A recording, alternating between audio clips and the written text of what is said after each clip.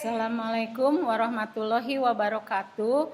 Saya Siti Jumrohatin mengajar kelas 10 di SMA 7. Materi yang pertama adalah ruang lingkup biologi.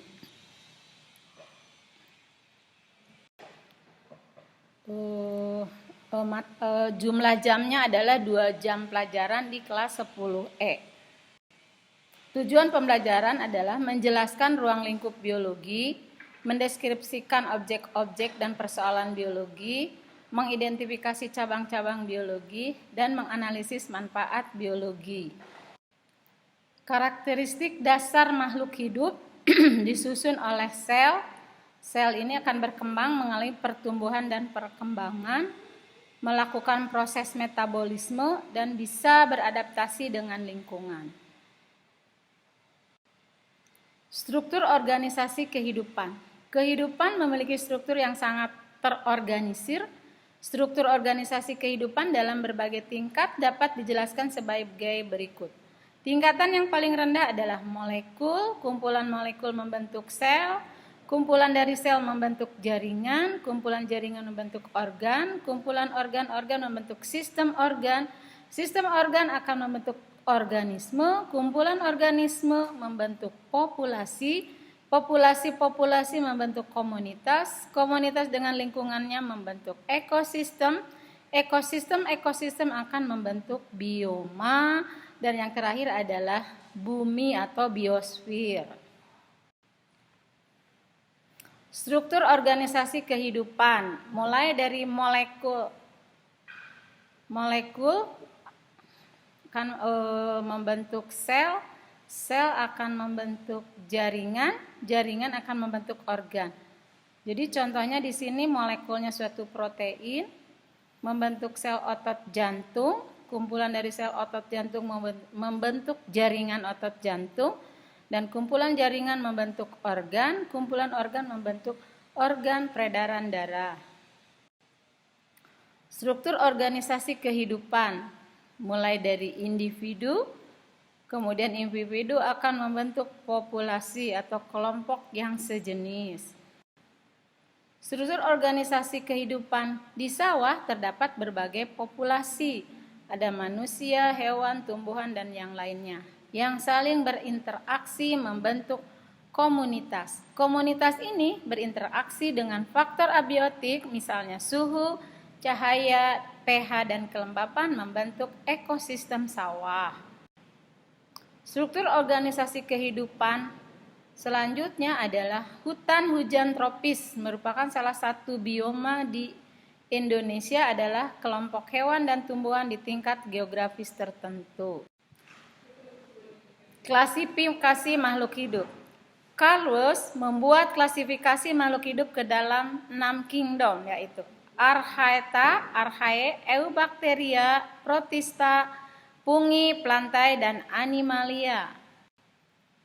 Sistem klasifikasi 6 kingdom: Protista, animalia, fungi, Eubacteria, Archaebacteria, dan plantae.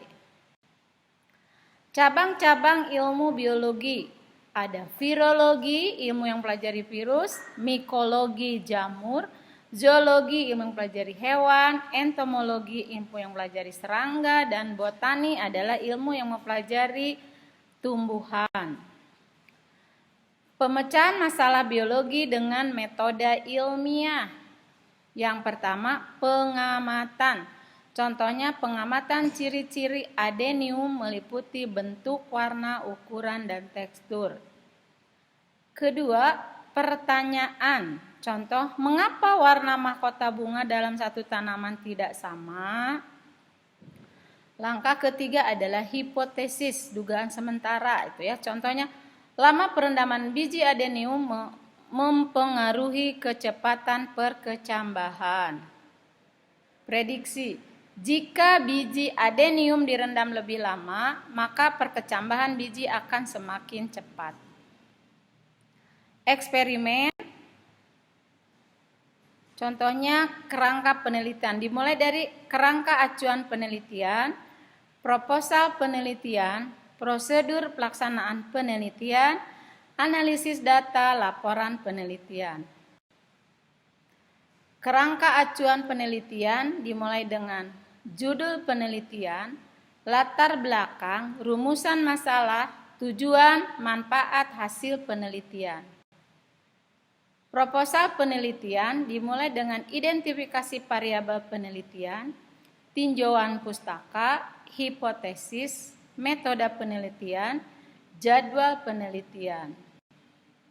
Ketiga, prosedur pelaksanaan penelitian.